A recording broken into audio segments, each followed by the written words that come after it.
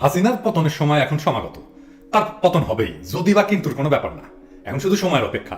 তাকে যে ক্ষমতা ছেড়ে চলে যেতে হচ্ছে তার ইঙ্গিত আমরা চারপাশে কিন্তু দেখতে পাচ্ছি। আমি আগেই বলছি যে তার এই অবৈধ সরকার কেবল ক্লিনিক্যালি ডেড না, এটা এখন practically dead. It is like dead man walking, মানে যেন মরা একটা লাশ হেঁটে যাইতেছে। এরপরে এখন শুধু ধূপ করে মাটিতে পড়তে বাকি।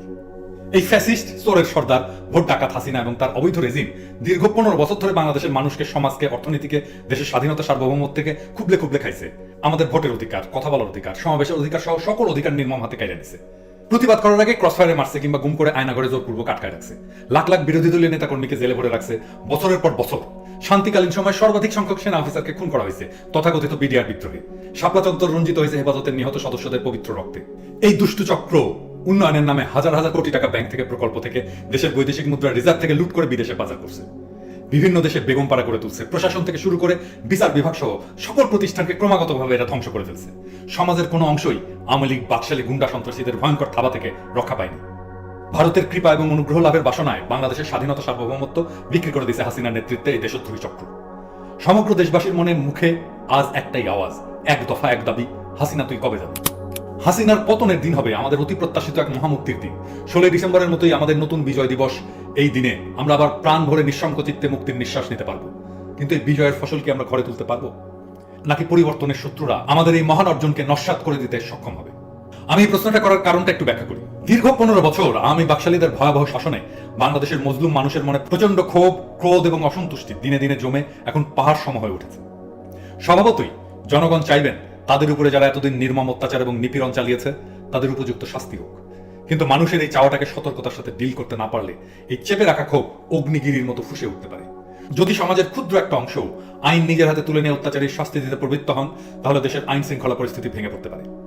1971 সালের 16 ডিসেম্বর যখন পাকিস্তানি সেনারা আত্মসমর্পণ করে, বিজয়ের সেই মুহূর্তে কেউ কেউ আইন নিজের হাতে তুলে নিয়েছিল, যার বিস্ময় ফল আমরা গত 50 বছর ধরে ভোগ করছি।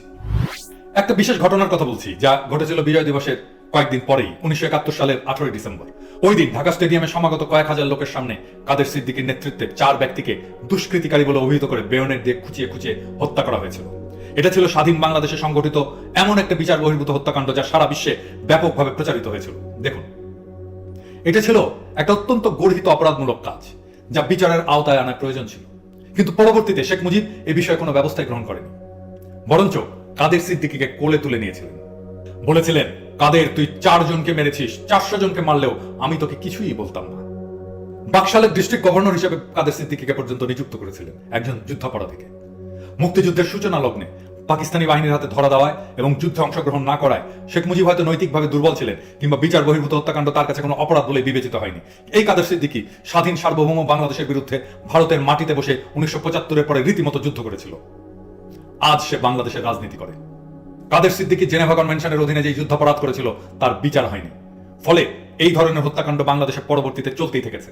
মুজিবের নির্দেশে ঠান্ডা মাথায় খুন করা হয়েছিল সিরাজ শিকদারকে পিছন থেকে ক্রসফায়ারে। রক্ষী বাহিনীর হাতে নিহত হয়েছিলেন হাজার হাজার যুবক।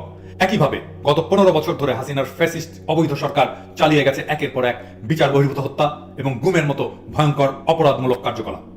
আমরা যদি সেই আগের মতো এবারও আইন নিজের হাতে তুলে নিই, বা কেউ তুলে নিলে তা প্রতিহত না করি, তাহলে আমাদের সমাজের এই দুষ্টু ক্ষত বা ক্যান্সারটি ভবিষ্যতে আরো বিস্তার লাভ করবে, যার জন্য আমাদের পরবর্তী প্রজন্মের কাছে আমাদেরকে জবাবদিহি করতে হবে।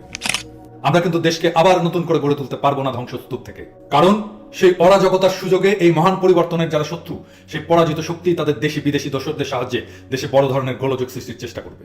আমরা অবাক হব না যদি তারা বাংলাদেশের সংখ্যালঘু সম্প্রদায়কে টার্গেট করে তাদের জান, মাল, উপাসনালয় এবং অন্যান্য প্রতিষ্ঠানের ব্যাপক ক্ষতি সাধন করার অপচেষ্টা করে, যাতে করে এই পরিবর্তনের ব্যাপারে সারা বিশ্বে তাৎক্ষণিকভাবে নেতিবাচক ধারণা জন্মায় এবং আমাদের প্রতিবেশী একটা দেশ সরাসরি নাক গলানোর একটা সুযোগ পেয়ে যায়। এই দুষ্কর্মে যদি তারা সফল হয়, তাহলে আমাদের এই অর্জন বিসর্জনে পর্যবসিত হতে পারে। আমাদের সবাইকে এই বিষয়টি নিয়ে আগে থেকেই সমস্ত ধরনের সাবধানতা অবলম্বন করতে হবে। সে কারণেই এই আলাপটা আমি এত আগে থেকেই শুরু করছি। সুতরাং হাসিনা পতনের মুহূর্ত থেকেই আমাদের চরমভাবে সতর্ক থাকতে হবে, যেন দেশের শান্তি শৃঙ্খলা কোনোভাবেই ব্যাহত না হয় এবং কেউ যেন আইন নিজের হাতে তুলে না নেয়।